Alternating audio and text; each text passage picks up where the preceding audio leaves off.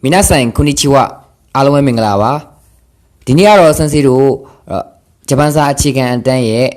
Day 13เนาะအခန်း7ကိုသွားမယ်နေ့ဖြစ်ပါတယ်အဲ့တော့စကြည့်ရအောင်เนาะ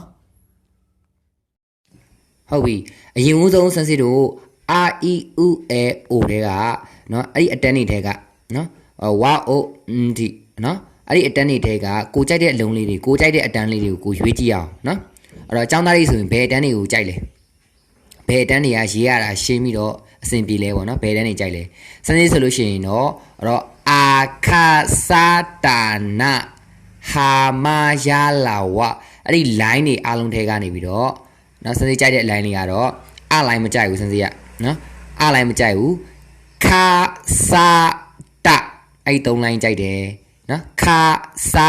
တာအဲ့ဒီ3 line ကြိုက်တယ်ပြီးတော့ဟာကိုကြိုက်တယ်ဟာလိုင်းကိုကြတော့စင်စီကနှစ်ခါပြန်အောင်ကြိုက်တယ်အကြိုက်ဆုံးပေါ့နော်စင်စီအကြိုက်ဆုံးကတော့ဟာလိုင်းပေါ့အဲ့တော့ကြောင့်ဟာလိုင်းကိုနှစ်ခါပြန်ကြိုက်တဲ့ကြတော့စင်စီကဟာလို့နော်မှတ်လိုက်မယ်နော်အဲ့ဒါဘယ်လိုပြန်မှတ်မလဲဆိုတော့စင်စီကြိုက်တဲ့အတန်းတွေကိုစင်စီဆွဲထုတ်လိုက်မယ်နော်အဲ့တော့ကျောင်းသားတွေမှာလည်းကျောင်းသားတွေကြိုက်တဲ့အတန်းတွေရှိမှာပဲလीနော်ဒါပေမဲ့ဒီမှာတော့စင်စီကစင်စီကြိုက်တဲ့အတန်းတွေကိုဆွဲထုတ်လိုက်တယ်စင်စီကြိုက်တဲ့အတန်းတွေကတော့ခစာတာဟာဖြစ်ပါတယ်ခစာတာဟာဖြစ်ပါတယ်ဟုတ်ပြီနော်အဲ့တော့စင်စီကြိုက်တဲ့အတန်းလို့ပြောတာเนาะစင်စီကအလုံးလို့ပြောတာမဟုတ်ဘူးခကိုကြိုက်တယ်ဆိုတာခခီခုကေခိုဆိုတဲ့ line တစ် line လုံးကိုကြိုက်တာဖြစ်ပါတယ်အဲ့တော့စကိုကြိုက်တယ်အဲ့လိုပဲစရှိစဆဲဆိုအဲ့ line တစ် line လုံးကိုစင်စီကကြိုက်တာဖြစ်ပါတယ်ဟုတ်ပြီเนาะအဲ့ဒါကြောင့်စင်စီကြိုက်တဲ့ line က9 line ဖြစ်သွားပါတယ်ခစာတာဟာဟုတ်ပြီเนาะအဲ့ဒါစင်စီကြိုက်တဲ့ line ကိုစင်စီအဲ့တော့ဆွဲထုတ်လိုက်ပြီเนาะစင်စီဆွဲထုတ်လိုက်မယ်နော်စနေကြတော့ဒီမှာခါစာတာဟာလိုင်းလေးပေါ်လာပါပြီခါကီကုကေကိုစာရှိစုဆဲဆိုတာချီစတဲတူပြီးတော့ဟာဟီဖူဟဲဟိုကနောက်တစ်ခေါက်ဟာဟီဖူဟဲဟိုဆိုပြီးတော့စနေကြိုက်တဲ့အတန်းလေးတွေကိုစနေဆွဲထုတ်လိုက်ပါပြီဟုတ်ပြီနော်ဟုတ်ပြီစနေတို့ဆွဲထုတ်ပြီးွားရင်စနေကဘာလုပ်မှာလဲဆိုတော့တန်တင်မယ်မာရုတင်မယ်ဘာလုပ်မှာလဲဆိုတော့တန်တင်မယ်မာရုတင်မယ်တန်တန်ဆိုတာစနေတို့ဂျပန်စာလုံးမှာအမှတ်တို့နော်ငါဘယ်နှမှတ်ရလဲဆိုငါဘယ်နှတန်နော်တန်ဘယ်လောက်ရလဲတန်ဆိုတာအမှတ်ကိုပြောတာပါပြီးတော့အချက်နော်အချက်လေးနော်အဲ့တော့အချက်လေးနှစ်ချက်ဆိုလို့ရှိရင်လည်းဒါတန်လို့ပြောတာပါနောက်ပြီးတော့အဆက်လေးတွေနော်အဆက်လေးတစ်ဆက်တွေ့တယ်နှစ်ဆက်တွေ့တယ်အဲ့လိုအဆက်တွေကိုလည်းတန်လို့ပဲပြောတာပါဟုတ်ပြီနော်အဲ့ဒါကြောင့်စနေကအဲ့တော့စာလုံးတွေပုံမှာအချက်နှစ်ချက်တင်မှာဖြစ်တဲ့ကြောင့်စနေကတန်တင်တယ်လို့ခေါ်လိုက်တာနော်အဲ့တော့စာလုံးတွေရဲ့အပေါ်မှာအဲ့တော့အချက်နှစ်ချက်တင်မှာအချက်နှစ်ချက်တင်မှာဖြစ်တဲ့ကြောင့်အဲ့ဒါကိုတန်တင်တယ်လို့ခေါ်ပါတယ်အဲ့တော့တန်ဆိုတာအချက်တို့အဆက်တို့အမှတ်တို့ကိုပြောတာဖြစ်ပါတယ်ဟုတ်ပြီနော်โอเคအဲ့တော့တန်တင်မယ်နောက်တစ်ခုကတော့စစေကမာရုတင်မယ်အရင်တော့တင်ခဲ့ရတယ်လीနော်မာရုဆိုတာဘာလဲမာရုဆိုတာဘာလဲစက်လုံးเนาะအလုံးတို့ဘာလို့ပြောတာပြီးတော့မာရုဤဆိုတာလုံးဝန်းတော်လीเนาะအဲ့ဒါကြောင့်အဲ့ဒီစာလုံးတွေပုံမှာဂျပန်စာလုံးတွေပုံမှာအခရာတွေပုံမှာစစေကမာရုတင်တယ်ဆိုတာအလုံးလေးတင်လိုက်တာကိုပြောတာဖြစ်ပါတယ်ဟုတ်ပြီเนาะဆောနာစစေရွေးခဲ့တဲ့ခါစာတာဟာဆိုတဲ့ line 9 line လုံးကိုစစေကဘာလုပ်မှာလဲဆိုတော့တန်တင်မယ်မာရုတင်မယ်တန်တင်မယ်မာရုတင်မယ်ဟုတ်ပြီเนาะโอเคတန်တင်မယ်မာရုတင်မယ်ဆိုတော့ဘယ်လုံးတွေကိုတန်တင်ပြီးတော့ဘယ်လုံးတွေကိုမာရုတင်မှာလဲဆိုတော့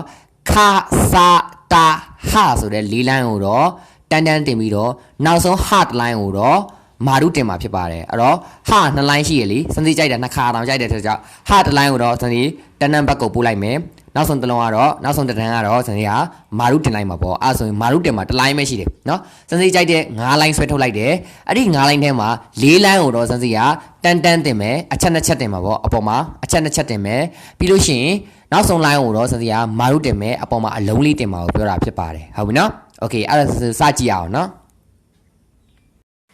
ဟုတ်ပြီအဲ့တော့စင်စီအရင်ဆုံးဘာလုပ်မှာလဲဆိုတော့တန်အရင်တင်မယ်เนาะတန်တင်မယ်ဆိုတော့ဘယ်နှ line ကိုတင်မှာလဲဆိုတော့4 line ကိုတင်မှာဆိုတော့ကြာအခုပထမဆုံး line ကိုစိုက်ယူလိုက်မယ်ပထမဆုံး line ကခါစာတာဟာကိုတန်တင်မှာဖြစ်တဲ့ကြာခ line ကိုအရင်ယူလိုက်မှာပေါ့โอเคခ line ယူလိုက်ပြီเนาะခကိုဘာလုပ်တော့မလဲဆိုတော့တန်တင်တော့မယ်သူကခကသူ့ရဲ့ရိုမာကြီးကသူငကူကရိုမာကြီးကဘာကြီးလဲ KA ခဖြစ်ပါတယ်ခဆိုတော့ရိုမာကြီးကKA ခအဲ့ဒီခပုံမှာအချက်နှစ်ချက်လေးတွေ့ခဲ့မယ်တန်လေးတွေ့ခဲ့မယ်ဆိုလို့ရှိရင်เนาะအဲ့ဒါကို KA ခကနေဘယ်ကိုအတန်ပြောင်းသွားလဲဆိုတော့ GA ခကိုပြောင်းသွားပါတယ်ဟုတ်ပြီเนาะအဲ့တော့အဲ့ဒီခ line လေးမှာ အခုခတ်လုံးထဲကိုစဉ်းစားပြောနေတာမဟုတ်ပါဘူးเนาะခရဲ့တစ်လိုင်းလုံးကိုပြောတာခါခီခုခဲခိုးဆိုတဲ့ line တစ်လိုင်းလုံးကိုပြောနေတာဖြစ်ပါတယ်သူကခတစ်လုံးနဲ့ကိုစားပြုပြီးတော့ပြောလိုက်တာဖြစ်ပါတယ်เนาะအမှန်တော့သူကတစ်ဒန်းလုံးပါမှာเนาะအဲ့ဒီခါခီခုခဲခိုးတစ်ဒန်းလုံးပါမှာဖြစ်ပါတယ်အဲ့ဒါကိုစဉ်းစားရတန်တင်လိုက်တော့ KA ခအတန်ကနေပြီးတော့ဘယ်ကိုပြောင်းသွားလဲဆိုတော့ GA ဂအတန်ကိုပြောင်းသွားပါတယ်ဘယ်ကိုပြောင်းသွားလဲ KA ခအတန်ကနေပြီးတော့ GA ဂဆိုတဲ့အတန်ကိုပြောင်းသွားတယ်အဲ့ဒါကြောင့်စင်းတို့ကအဲ့ဒီတန်းလုံးကိုဂနဲ့ဆိုရတော့မယ်ဂနဲ့ဆိုကြည့်ပါအောင်အရင်တော့ခါခီခုခဲခိုလို့ဆိုခဲ့တဲ့ဟာကိုတန်းတန်းလေးမြင်ခဲ့မယ်ဆိုလို့ရှိရင်တော့ဂဂီဂုဂေဂိုဆိုတော့ဂတာနဲ့ဆိုပြရမှာဖြစ်ပါတယ်ဟုတ်ပြီနော်အဲ့ဒါစင်းပြန်ပြောမယ်စင်းယူလိုက်တယ်ခ line လေးယူလိုက်တယ် KA ခကိုယူလိုက်တယ် KA ခကိုအဲ့ဒီ lineအားလုံးထဲမှာနော်ခါခီခုခဲဟိုမှာအပေါ်မှာဒုတ်ချောင်းလေးနှစ်ချောင်းတွေးခဲ့မယ်တန်တန်လို့ခေါ်တော့ဗောနော်တန်တန်လေးတွေးခဲ့မယ်ဆိုရင်ခနဲ့မဖတ်တော့မယ်နဲ့ဘာနဲ့ဖတ်ရတော့မလဲ GA ဂအတန်နဲ့ဖတ်ရတော့မှာဖြစ်ပါတယ်အဲ့ဒါကြောင့်ဘယ်လိုဖတ်မလဲဆိုတော့ဂဂီဂုဂေဂိုဆိုပြီးတော့ဖတ်မှာဖြစ်ပါတယ်နော်ဂဂီဂုဂေဂိုဆိုပြီးတော့ဖတ်မှာဖြစ်ပါတယ်ဟုတ်ပြီနော်โอเคအဲ့တော့ဒီအတန်လေးကဂအတန်တခါကြိုက်စလို့ listening နားထောင်တဲ့အခါနော် listening နားထောင်တဲ့အခါစလို့နော်အတုံးနှုံးတွေကွာဝါတာတွေရှိတယ်လေးတန်တွေကွာဝါတာပေါ့နော်လေးတန်တွေကွာဝါတယ်စလို့ဒီဘက်ချက်မှလည်းရှိရလေနော်အဲ့တော့မွန်တွေမှာဆိုလို့ရှိရင်တော့မွန်တန်ကအနက်ရှိတယ်အတိမ်ရှိတယ်အဲ့လိုမျိုးတွေရှိတယ်လေနော်အဲ့တော့ဂါဂီဂုဂေဂိုနဲ့မပြောဘဲနဲ့နော်ငါတန်နဲ့ပြောမယ်နော် that's ငါလို့နော်ငါခါဂီလို့မပြောဘဲနဲ့ခန်းငိ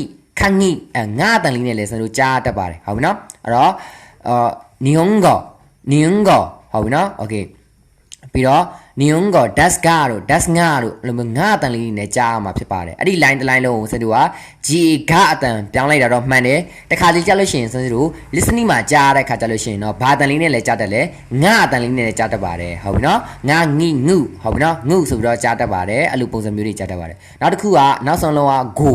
ဂါဂီဂုဂေကိုကဂိုလေးကိုလည်းစင်တို့ဘယ်လိုဖတ်လို့ရသေးလဲဆိုတော့ဂေါ်လို့ဖတ်လို့ရပါတယ်ဂိုလေးကိုလည်းဂေါ်လို့ဖတ်လို့ရပါတယ်ဘာမှသုံးမလဲဆိုတော့နီဟွန်ဂေါ်လို့နော်ချူဂေါ်ကုဂေါ်လို့အဲ့လိုမျိုးဘာသာစကားတွေမှာဂေါ်လို့သုံးမှာဖြစ်ပါတယ်နံပါတ်5ဆိုလည်းဂေါ်လို့ပဲပြောပါတယ်နော်1 2 3 4 5နံပါတ်5ဆိုလည်းဂေါ်လို့ပဲပြောပါတယ်ဟုတ်ပြီအဲ့ဒါဆိုရင်အနှစ်ပြန်ချုပ်လိုက်မယ်စစရအခုကြိုက်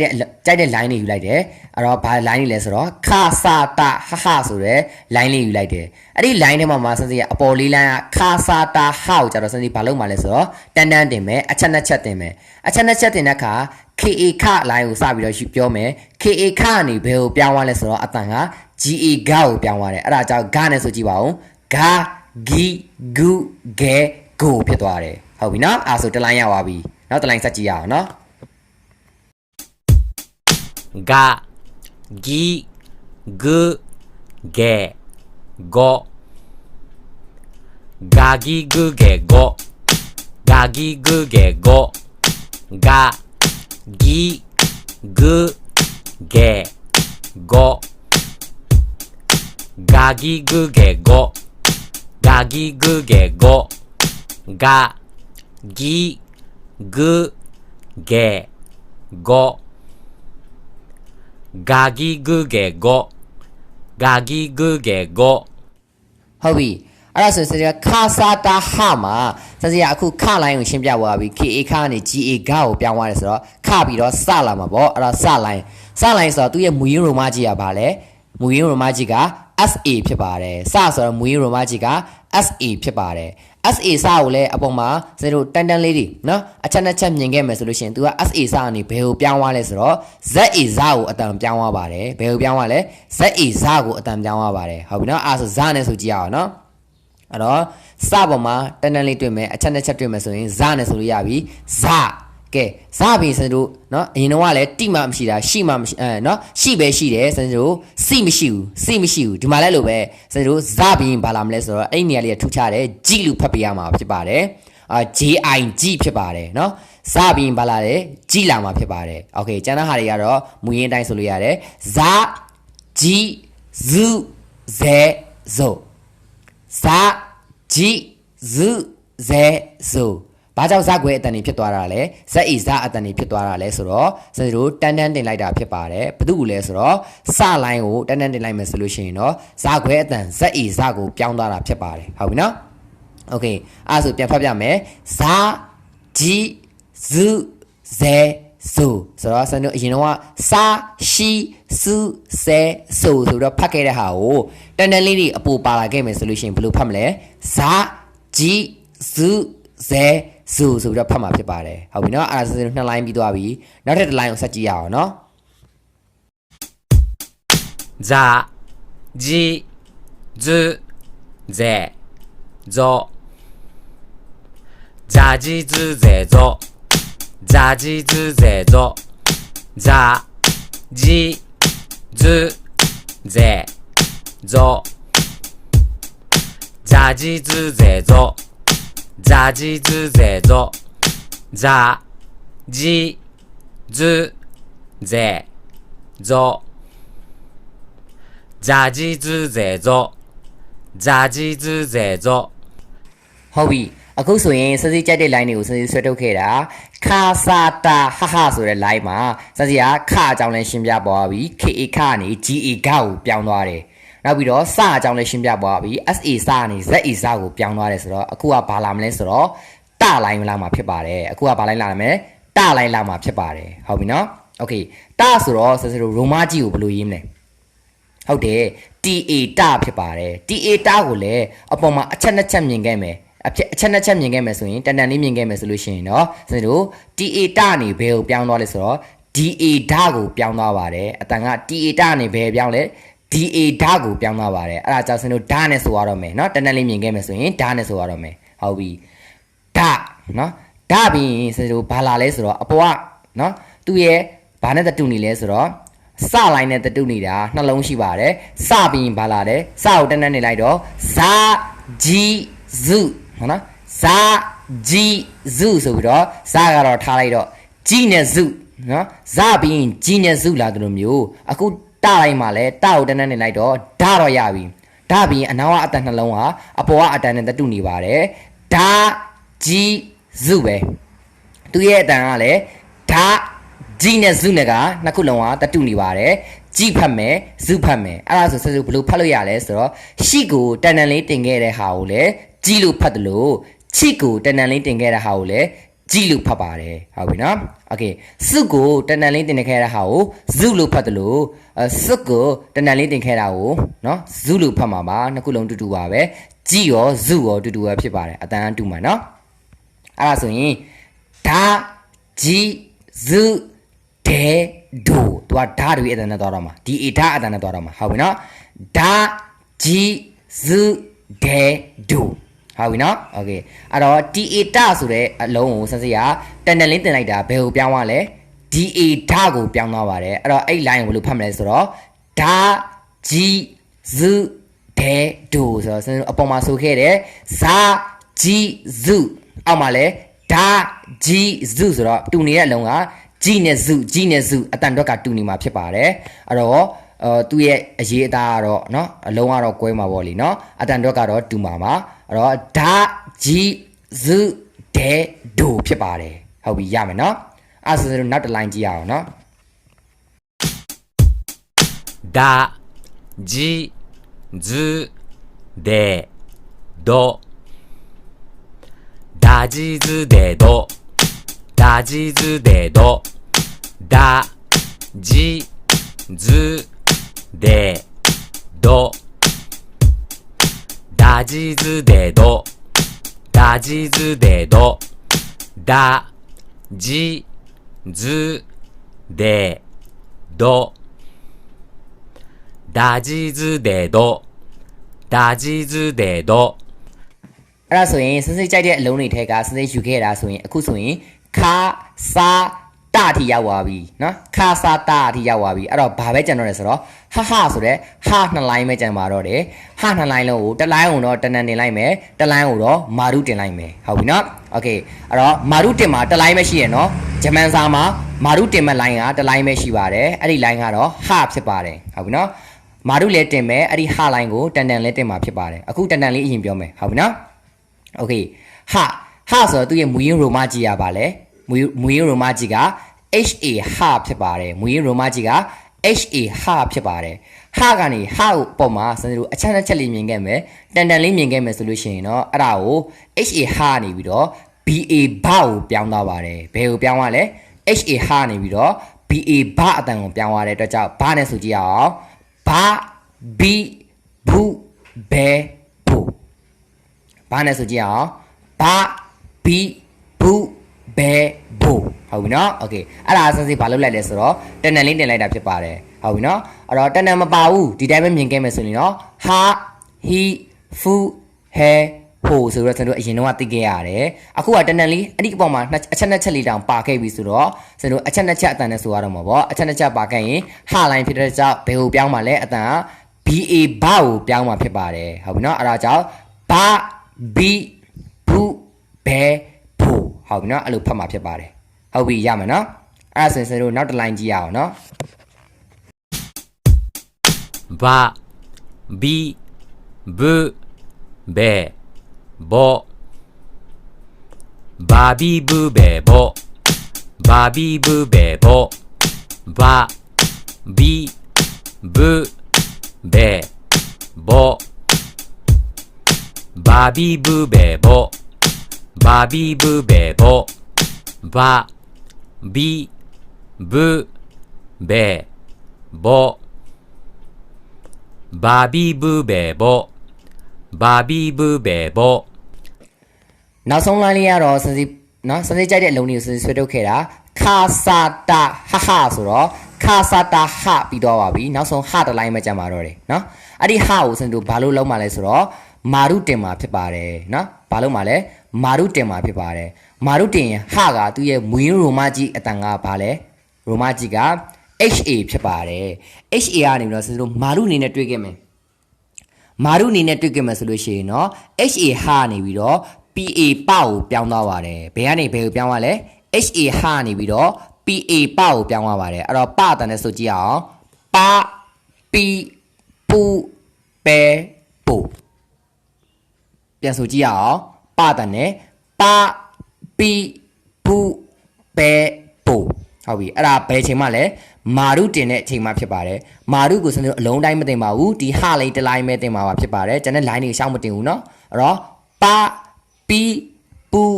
ပဲပို့ဖြစ်ပါတယ်ဟုတ်ပြီရမယ်เนาะအဲ့ဒါဆိုစစေအနှစ်ပြန်ချုပ်ပြီးပါမယ်ပါပီပူပဲပိုပါပီပူပဲပိုပါပီပူပဲပိုပါပီပူပဲပိုပါပီပူပဲပိုပါပီပူပဲပိုပါပီပူပဲပိုပါပီပူပဲပိုပါပီပူပဲပိုကဲဟုတ်ပြီအဲ့တော့အနှစ်ချုပ်ပြီးပြန်ရှင်းပြရမယ်ဆိုလို့ရှိရင်เนาะစစတို့ဟို REUAO ကနေပြီးတော့ WOMT ကိုစတို့သင်ခဲ့ရတယ်သင်ခဲ့တဲ့ထဲမှာစစကြိုက်တဲ့ line 9 line ရှိပါတယ်အဲ့ဒီ9 line ကတော့ခါစာတာဟဟဖြစ်ပါတယ်เนาะ line ကိုပြောတာဖြစ်ပါတယ်စစအလုံးကိုပြောနေတာမဟုတ်ပါဘူးခလို့ပြောလိုက်တာ ਨੇ ခါကီခုခဲခုတလိုင်းလုံးပါမှာဖြစ်ပါတယ်စလို့ပြောလိုက်တာ ਨੇ စာရှိစုဆဲဆိုပြီးတော့တလိုင်းလုံးပါမှာဖြစ်ပါတယ်ဟုတ်ပြီเนาะအခု9 lineစနေကြိုက်တာ9 line ယူဆွဲထုတ်လိုက်ပြီဆွဲထုတ်လိုက်တော့ဘာကြီးထွက်လာလဲဆိုတော့เนาะခါကီခုခဲခုဆိုတဲ့တလိုင်းစာရှိစုဆဲဆိုတဲ့တလိုင်းတာချီစုတဲတူဆိုတဲ့တလိုင်းပြီးတော့ဟာဟီဖူဟဲဟိုကနှစ်ခါပါမှာဖြစ်တဲ့2 line ဖြစ်ပါတယ်အလုံးပေါင်း9 line ဖြစ်ပါတယ်အဲ့ဒီ9 line ကိုစနေကဘာလုပ်မှာလဲဆိုတော့အချက်2ချက်တင်တာကိုတန်တန်တင်တယ်လို့ခေါ်ပါတယ်မာရုတင်တာကိုတော့အလုံးလေးတင်တာကိုတော့မာရုတင်တယ်လို့ခေါ်ပါတယ်တန်တန်တင်မယ်မာရုတင်မယ်တန်တန်နေမယ်မာရုတင်တဲ့ခါကျရင်စနေတို့အတန်ကြီးပြောင်းသွားပါတယ်အဲ့တော့ခါခီခုခဲကိုခလိုင်း KA ခလိုင်းကိုတန်တန်လေးနော်တင်ခဲ့မယ်ဆိုလို့ရှိရင်အတန်ကဘယ်ကိုပြောင်းသွားလဲဆိုတော့ GA ဂေါကိုပြောင်းသွားပါတယ်နော်အဲ့တော့အရင်တော့ဆိုခဲ့တဲ့ခါခီခုခဲကိုတန်တန်လေးနဲ့မြင်ခဲ့မယ်ဆိုလို့ရှိရင်နော်ဂဂီဂုဂေဂိုဆိုပြီးတော့အတန်ကိုပြောင်းပြီးတော့ဆိုပြရတော့မှာဖြစ်ပါတယ်ဟုတ်ပြီနော်အဲ့ဒီမှာဂိုနောက်တစ်မျိုးဘယ်လိုခေါ်လို့ရတယ်ဆိုတော့ဂေါ်လို့လည်းဖတ်လို့ရပါတယ်ဂိုလို့လည်းဖတ်လို့ရတယ်လို့ဂေါ်လို့လည်းဖတ်လို့ရပါတယ်နောက်ပြီးတော့ဘလို့အတန်လေးနဲ့လည်းကြားတတ်သေးလဲဆိုတော့စင်တို့ငါအတန်လေးနဲ့ကြားတတ်ပါတယ်အဲ့တော့ das ga လို့မပြောဘဲနဲ့ das nga အဲ့လိုမျိုးတွေခဂီလို့မပြောဘဲနဲ့ခငီဆိုတော့ဂါဂီဂုဂေကိုငါအတန်လေးနဲ့လည်းကြားတတ်ပါသေးတယ်ဟုတ်ပြီနော်โอเคနောက်တစ်ခုကတော့စင်စီတို့အဲ့တော့ KA ခတော့ရသွားပြီ နောက်တစ်လိုင်းကတော့စလိုင်းပေါ့ SA စ SA စကိုတန်တန်လေးတင်လိုက်တဲ့ခါကျလို့ရှိရင်ဆိုတော့ဘယ်အတန်ကိုပြောင်းသွားလဲဆိုတော့ ZA ဇအတန်ကိုပြောင်းသွားပါတယ်အဲ့တော့ဇနဲ့ဆိုကြည့်မယ်ဆိုရင်ဇကြီးစုဇဲစုဇနဲ့ဆိုမယ်ဆိုရင်ဇကြီးစုဇဲစုဖြစ်ပါတယ်ဟုတ်ပြီနော်โอเคအဲ့တော့ခါစတော့ပြီးသွားပြီတလိုင်းလည်းအဲ့လိုပဲမူရင်းရိုမာကြီးကတော့ TA တသူ့ကိုတန်တန်လေးနဲ့မြင်ခဲ့မယ်ဆိုလို့ရှိရင်เนาะတာနေပြီးတော့ဘယ်ကိုပြောင်းသွားလဲဆိုတော့ DA ဓာတ်ကိုပြောင်းသွားပါတယ်အဲ့ဒါကြောင့်ဓာကြီးစုဒဲဒိုဖြစ်ပါတယ်အဲ့တော့ကြီးစုကတော့အပေါ်မှာလဲစလိုက်မှာလဲကြီးစုပါတယ်အတန်တော့ကတော့တူနေမှာဖြစ်ပါတယ်ဟုတ်ပြီเนาะโอเคနောက်တစ်ခုကတော့ဆက်ဆိုဟာကိုတန်တန်တင်အောင်မယ်เนาะဟာကိုတန်တန်တင်တဲ့ခါကျလို့ရှိရင်เนาะဟာကမူရင်းရိုမာကြီးက HA ဟာ HA ဟာကိုတန်တန်တင်လိုက်တော့ BA ဘာအတန်ပြောင်းသွားပါတယ်အဲ့တော့ဘာနဲ့ဆိုကြည့်အောင်ဘာဘီဘူးဘဲဘူဘာဘီဘူးဘဲဘူဟုတ်ပြီเนาะโอเคဟာကိုကျတော့စံတို့တစ်လိုင်းကိုတော့တန်းတန်းတင်သွားပြီနောက်ထပ်ဟာတစ်လိုင်းလေးကိုတော့ဘာလုပ်မှာလဲဆိုတော့မာရုတင်မှာဖြစ်ပါတယ်မာရုတင်တဲ့အခါကျလို့ရှိရင်တော့စံတို့ HA ဟာနေဘယ်ကိုပြောင်းသွားမှာလဲ PA ပကိုပြောင်းသွားမှာဖြစ်ပါတယ်အဲ့တော့မာရုတင်နဲ့တွေ့ခဲ့မယ်ဆိုရင်ပါပီပူဘဲပိုဆိုတော့ဖတ်ရမှာဖြစ်ပါတယ်ဘယ်လိုဖတ်ရမလဲပါပီပူဘဲပိုဆိုပြီးတော့ဖတ်ရမှာဖြစ်ပါတယ်ဟုတ်ပြီရမယ်เนาะအဲ့တော့လိုင်း9လိုင်းလေးကိုစနေက4လိုင်းကိုတန်းတန်းတင်ပြီးတော့နောက်ဆုံးတစ်လိုင်းကိုတော့မာရုတင်ခဲ့တယ်မာရုတင်တဲ့ခါကျရင်အတန်တွေကအားလုံးကပြောင်းလဲသွားပါတယ်အဲ့ဒီအတန်ပြောင်းတာကိုစနေတို့စမ်းပြီးတော့ဖတ်ကြည့်ရအောင်เนาะဟုတ်ပြီအဲ့ဒါဆိုစနေတို့စမ်းတက်ပြီးတော့ဖတ်ကြည့်ရအောင်เนาะအဲ့တော့ဒါလေးဖတ်ကြည့်ပါဦးဘာဖြစ်မလဲဒီလုံးကဘာဖြစ်မလဲစနေတစ်လုံးချင်းစဉ်းစားကြည့်ရအောင်ဟုတ်တယ်เนาะဟုတ်တယ်စနေတို့ဘာကိုဘာလုပ်ထားရလဲခုเนาะခုကိုဘာလုပ်ထားလဲတန်တန်တင်ထားတာဖြစ်ပါတယ်ခုဘာလုပ်ထားလဲတန်တန်တင်ထားတာဖြစ်ပါတယ်ခုကတော့သူ့ငကိုမူရင်းရိုမာကြီးကပါတယ် KU ခုဆိုတော့စနေတို့တန်တန်လေးမြင်ပြီကဲဘယ်အတန်ကိုပြောင်းပါလဲ KU ခုဆိုတော့စနေတို့ဘယ်ကလာလဲဆိုတော့ KA ခလိုင်းမှာရှိပါတယ်ခခိခုဟုတ်တော့ခါခီခုဆိုတော့ KA ခလိုင်းမှာရှိတဲ့ကြောင့်အဲ့လို KA ခလိုင်းမှာရှိတဲ့ဟာတွေကိုเนาะတန်းတန်းနဲ့မြင်ခဲ့မယ်ဆိုရင် KA ခနေဘယ်အတန်ကိုပြောင်းအောင်မှာလဲဘယ်အတန်ကိုပြောင်းအောင်မှာလဲ GA ဂါကိုပြောင်းအောင်မှာဖြစ်ပါတယ်ဘယ်အတန်ကိုပြောင်းအောင်မှာလဲ GA ဂါကိုပြောင်းအောင်မှာဖြစ်ပါတယ်အဲ့ဒါကြောင့်တကယ်လို့သာခမြင်ခဲ့မယ်ဆိုလို့ရှိရင်เนาะတန်းတန်းမြင်ခဲ့မယ်ဆိုရင်ခကိုတန်းတန်းတင်ထားတာမြင်ခဲ့မယ်ဆိုရင်ဂါပေါ့အခုကခုကိုတန်းတန်းတင်ထားတာကိုမြင်တဲ့အတွက်ကြောင့်ဂါဂီဂုဖြစ်ပါတယ်အဲ့တော့ခုကနေပြီးတော့အတန်ကဂုဖြစ်သွားတယ်ရမယ်နော်အဲဆက်စစ်တို့ဘယ်လိုင်းမှာရှိတယ်ဆိုတာရင်စစားနော်ဘယ်လိုင်းလဲခလိုင်းလားခဆိုရင်ငါဘယ်ကိုပြောင်းအောင်မှာလဲနော် KA ခလိုင်းကနေဘယ်ကိုပြောင်းအောင်မှာလဲ DA ဓာတ်ကိုပြောင်းအောင်မှာလားဒါမှမဟုတ်ရှင်နော် KA ခကနေဘယ်ကိုပြောင်းအောင်မှာလဲ GA ဂါကိုပြောင်းအောင်မှာလားအဲ့လိုလေးစဉ်းစားမယ်ဟုတ်ပြီနော်အခုကတော့ KA ခမြင်တဲ့ကြောင့်နော် KA ခကနေပြီးတော့ဘယ်ကိုပြောင်းမှာလဲ GA ဂါကိုပြောင်းမှာဖြစ်ပါတယ်အခုယူထားတဲ့အလုံးက KU ခုဖြစ်တဲ့ကြောင့် GU ဂုပေါ့နော်ဒါဘယ်လိုဖတ်လဲဂုလို့ဖတ်ပါတယ်ဘယ်လိုဖတ်လဲဂုဟုတ်ပြီနော်โอเคနောက်တစ်ခုဒါလေးဖတ်ကြည့်ပါဦးဘယ်လိုတန်ထွက်မလဲဖတ်ကြည့်ပါဦးနော်ရအောင်ထွက်အရင်တစ်လုံးချင်းစဉ်းစားတန်းတန်းကိုဖြုတ်လိုက်တန်းတန်းကိုခဏဖြုတ်လိုက်အောင်နော်တန်းတန်းကိုဖြုတ်ပြီးတော့သူ့တစ်လုံးနဲ့ဆိုရင်ဘာလုံးလဲဆဲဟုတ်တယ်ဆဲဖြစ်ပါတယ်ဆဲဆိုတော့စင်တို့နော်စစီကြိုက်တဲ့ line 9 line ရှိတယ်လीဘယ် line မှာပါနေလဲဆဲဆိုတော့ဟုတ်တယ်စလိုင်းမှာပါနေပါဖြစ်ပါတယ်เนาะစရှိစုဆဲလီဟုတ်တော့เนาะစလိုင်းမှာပါပါတယ်စဆိုတော့ SA စနေစတို့တန်တန်လေးမြင်ခဲ့မယ်ဆိုလို့ရှိရင်เนาะဘယ်ကိုပြောင်းပါလဲဘယ်ကိုပြောင်းပါလဲ ZA စကိုပြောင်းမှာဖြစ်ပါတယ် SA စနေဘယ်ပြောင်းပါလဲ ZA စကိုပြောင်းမှာဖြစ်ပါတယ်ဟုတ်ပြီเนาะအဲ့တော့ဆဲဆိုတဲ့ဆိုတော့ဇာကြီးစုဇဲဖြစ်ပါတယ်ဒီလုံးလေးဟာဇဲဖြစ်ပါတယ်ဇက်ကွဲတဲ့နဲ့ပြောရတော့မှာဖြစ်ပါတယ် ZE ဇဲဖြစ်ပါတယ်ဟုတ်ပြီနော်โอเคနောက်တစ်ခုဒါလေးဖတ်ကြည့်ပါဦးအရင်ဆုံးတန်တန်လေးပါတယ်ဆိုတော့တန်တန်လေးကိုဖြုတ်ပြီးရင်စားသူ့တလုံးနဲ့ဆိုရင် hair နော်သူ့တလုံးနဲ့ဆိုရင် hair ဆိုတော့ဘယ်လိုင်းမှာရှိရလဲစနေကြတဲ့9လိုင်းထဲမှာဟလိုင်းမှာရှိတာဖြစ်ပါတယ်အဲ့ဒီဟလိုင်းမှာရှိတဲ့ကောင်ကိုစနေတို့အခုဘာလုပ်ထားတာလဲတန်တန်တင်ထားတာဖြစ်ပါတယ်တန်တန်တင်ထားတယ်ဆိုတော့ကြောက်စနေတို့ဟနေဘယ်ကိုပြောင်းမှာလဲ HA ဟနေပြီးတော့ BA ဘာကိုပြောင်းမှာဖြစ်ပါတယ်နော်ဘယ်ကိုပြောင်းမှာလဲBA ဘာကိုပြောင်းမှာဖြစ်ပါတယ်အဲ့ဒါကြောင့်ဟာဟီဖူဟဲဆိုတော့ဘာနဲ့ပြောရမယ်ဆိုတော့ဘာဘီဘူးဒီကောင်လေးကဘဲဖြစ်ပါတယ်ဘယ်လိုဖတ်လဲဘဲဖြစ်ပါတယ်ဟုတ်ပြီနော်โอเคနောက်တစ်ခုလဲကိုကစဉ်းစားမယ်အဲ့တော့ဘာကိုဘာလုပ်ထားရလဲဟုတ်တယ်ဟီ he ဆိုတဲ့အလုံးလေးကိုမာရုတင်ထားတာဖြစ်ပါတယ် he ဆိုတဲ့အလုံးလေးကိုမာရုတင်ထားတာဖြစ်ပါတယ်အဲ့တော့ဘယ်လိုတန်ထွက်မလဲဟုတ်တယ်เนาะ he ဆိုတော့ဘယ် line မှာရှိတာလဲစနေကြိုက်တဲ့9 line ထဲမှာ ha line မှာရှိတာဖြစ်ပါတယ် ha line မှာရှိတဲ့ကောင်ကိုမာရုတင်လိုက်တော့ ha ha နေဘယ်ကိုပြောင်းမှာလဲ pa ပကိုပြောင်းမှာဖြစ်ပါတယ်အခုက he မြင်တော့ pi ပေါ့ he မြင်တော့ pi ပါpi ဖြစ်ပါတယ်ဟုတ်ပြီနော် he မြင်တော့ pi ဖြစ်သွားတယ်เนาะမာရုလေးမြင်တော့နောက်တစ်ခုကတော့စနေတို့ဒါလေးကဘာလုံးလေးလဲဟုတ်တယ် key နော် key ကိုမှစနေတို့ဘာလုပ်လိုက်တယ်တန်းတင်လိုက်တယ်ဆို key ဆိုတာဘယ်မှာလိုက်ရှိနေဘယ်မှာ line မှာရှိတယ်ဘယ် line မှာရှိလဲဆိုတော့ ka ခ line မှာရှိတာပေါ့ kaki နော် kaki လေဟုတ်တော့အဲ့တော့ ka ခနေဘယ်ကိုပြောင်းနော် ga ဂါကိုပြောင်းတဲ့ကြောင့် ga gi ဒီလုံးလေးကိုဘယ်လိုခေါ်လဲ gi လို့ခေါ်ပါတယ်ဟုတ်ပြီနော်ဒီလုံးလေးကိုဘယ်လိုခေါ်လဲ gi လို့ခေါ်ပါတယ်ဟုတ်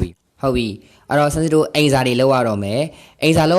တော့စင်စစ်အခုရေးပြတဲ့စာတွေအကုန်လုံးကိုလေအဲ့တော့စာရွက်ထဲမှာပြင်ရေးချမယ်ဟုတ်ပြီနော်အခုရေးပြတဲ့စာတွေအကုန်လုံးကိုလည်းစာရွက်ထဲမှာပြင်ရေးချမယ်အလုံးပေါင်းစင်စစ်က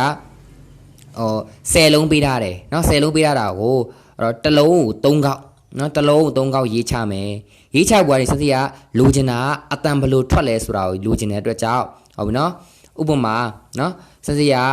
Messenger နေပြီးတော့စင်စစ်ကိုနံပါတ်1အတွက်အတန်တစ်ခုတွင်နော်နံပါတ်1အတွက်အတန်တစ်ခုဖိချလိုက် file message ပို့တတ်တယ်ဟုတ်နော်နံပါတ်1အတွက်ဥမာတော့ volunteer နော် volunteer ဆိုတဲ့အတန်ထွက်ပါတယ်volunteer ပေါ့ volunteer ဆိုဦးဆောင်တဲ့လူတွေနော်အဲ့တော့ volunteer ဦးဆောင်သည်နော်အဲ့လိုမျိုးတွေအဲ့လိုပုံစံမျိုးတွေနော်ပရာဟိတနော်ပရာဟိတဝန်ထမ်းနော်ပရာဟိတစေတနာဝန်ထမ်းအဲ့လိုမျိုးတွေကိုကဘာသာပြန်ပြီးတော့တစ်ခါတည်းပြောမယ်နော်အခုဥပမာစင်စစ်ပို့ပြမယ်အတန် file ပို့ပါလို့ပြောချင်အတန် file နှိပ်လိုက်ပြီးလို့ရှိရင်စင်စစ်ဘယ်လိုဖတ်လဲဆိုတော့တစ်ခါတည်းဖတ်ခဲ့မယ်နော် volunteer စေတနာဝန်ထမ်းနော်ဦးဆောင်သူဟုတ်ပြီနော် volunteer စေတနာဝန်ထမ်းဦးဆောင်သူဆိုပြီးတော့အဲ့လိုမျိုးအတန်လေးပို့ပေးရမယ်အဲ့ဒါမှဘယ်အတန်ကမှားလဲမှန်လဲဆိုတာကိုစင်စစ်စစ်ပေးလို့ရမှာဟုတ်ပြီနော်အခုစင်စစ်ရေးပြခဲ့တဲ့10လုံးကိုအတန် message လေးပို့ရမယ်နော်နံပါတ်1အတွက်ဆိုလို့ရှိရင်နံပါတ်1အတွက်နှိပ်ပြီးတော့မြန်မာစာပါပြောနော်အတန်တွက်မယ်မြန်မာစာပြောမယ်ပြီးနံပါတ်2အတွက်ဆိုရင်နောက်ထပ်တစ် file ထပ်ပို့ဒါမှမဟုတ်တစ်ဆက်တည်းပို့လိုက်လေရတယ်ကိုကပြောတတ်ပြီဆိုရင်တစ်ဆက်တည်းပို့လိုက်နော်1ကနေ10ထိတစ် break တယ်တစ် file နဲ့တွင်းပြီးတော့ပို့လိုက်လေရတယ်ဒါမှမဟုတ်တစ် file ချင်းစီပို့လာနော်နံပါတ်1ရေကူးတီဆိုဘယ်လိုခေါ်လဲနော်ရေကူးတီဆိုရင်ဘယ်လိုခေါ်လဲဆိုပြီးတော့စမ်းစီတစ်ခါတည်းအဲ့တော့ file လေးနဲ့ပို့ပေးနော်အတန် file နဲ့တစ်ခါအိမ်စာထပ်ရမယ်ပြီးရင်စာရွက်မှာကတစ်လုံးကို3ခေါက်စီရေးထားတဲ့အိမ်စာပို့ပေးရမယ်ဟုတ်ပြီနော်ဒီတစ်ခါအိမ်စာကတော့အဲ့ဒါလေးပဲဟုတ်ပြီနော်အဲ့ဒါစမ်းစီတို့အဲ့တော့အတန် file ပို့ပေးရမယ်10လုံးကိုစမ်းစီအခုရေးပြခဲ့မယ်အဲ့ဒါဒီအကုန်လုံးကိုစာရွက်ထဲမှာ3ခေါက်စီရေးထားမယ်ရေးထားပြီးရင်စမ်းစီကို Messenger မှာအတန် file လာပို့ပေးဟုတ်ပြီနော်အဲ့ဒါစမ်းစီစောင့်နေမယ်โอเคအဲ့တော့ရေးရမယ့်လုံးတွေကတော့ဒီလုံးဖြစ်ပါတယ်ဒီလုံးတွေဖြစ်ပါတယ်ဟုတ်ပြီအမှဆိုရင်ရေကူးသည်ဟုတ်ပြီနံပါတ်1ကရေကူးသည်နံပါတ်2ကနော်လေတိုက်တယ်လို့ပြောချင်အဲ့လေလဲသုံးမယ်ပြီးတော့တုတ်ခွေးအဖျားတွေပါတယ်ဆိုလဲဒါကိုသုံးမယ်နော်ဘယ်လိုဖတ်လဲကွက်ကိုအတန် file နဲ့ပို့လာမယ်နံပါတ်3ကအစည်းအဝေးဆိုလို့ရှိရင်ဆိုတော့ဘယ်လိုပြောမလဲနံပါတ်4မိသားစုနံပါတ်4ကမိသားစုနံပါတ်5ဆက်လုပ်သည်နော်ဆက်လုပ်သည်ငါဆက်မလုပ်ချင်တော့ဘူးနော်စာဆက်ဖတ်နေတယ်အဲ့လိုဆက်လုပ်တာကိုပြောတာနောက်တစ်ခုကတော့လက်ပတ်နိုင်ဖြစ်ပါတယ်လက်ပတ်နိုင်နောက်တစ်ခုကတော့ဆိုမေဘယ်ရွက်ဆိုတာအယောင်ပြောင်းရွက်ကိုပြောတာဖြစ်ပါတယ်သူကအယောင်ပြောင်းသွားတယ်သူအချိန်ကြလို့ရှိရင်သူရာသီကြလို့ရှိရင်သူအယောင်လေးတွေကအရန်လှပြီးတော့အယောင်လေးတွေပြောင်းသွားတယ်အဲ့ဒါမေဘယ်ရွက်လို့ခေါ်ပါတယ်နောက်တစ်ခုကတော့ဆိုတော့ပြုစုဆက်ရှောက်မှုเนาะဆိုတော့ဘာလဲဆိုတော့တက်ကြီးကိုเนาะတက်ကြီးကိုပြုစုဆက်ရှောက်တာနဲ့တွားတယ်ဆိုလို့ရှိရင်ဒီဟာနဲ့တွားတယ်လို့ခေါ်တယ်ဘယ်လိုခေါ်လဲเนาะဘယ်လိုဖတ်လဲနောက်တစ်ခုကတော့တက္ကသိုလ်ဘယ်လိုဖတ်မလဲเนาะနောက်တစ်ခုကတော့အရန်ဘိုက်စာနေတယ်ဆိုဒီလိုမျိုးပြောတယ်เนาะအရန်ဘိုက်စာနေတယ်ဆိုလို့ရှိရင်ဒီလိုမျိုးပြောတယ်အဲ့ဒါတွေအကုန်လုံးကိုအတန် file နဲ့စစီကို Messenger နဲ့ပို့ပြီးရင်စာရေးတဲ့နေရာမှာတစ်လုံး3ခေါက်စီရေးပြီးတော့အိမ်စာထပ်ပေးရမှာဖြစ်ပါတယ်ဟုတ်ပြီเนาะโอเคအဲ့ဒါဆိုရင်အားလုံးရကြမယ်လို့မျှော်လင့်ပါတယ်နောက်ဗီဒီယိုမှာဆက်တွေ့မယ်မတ်တနဲ့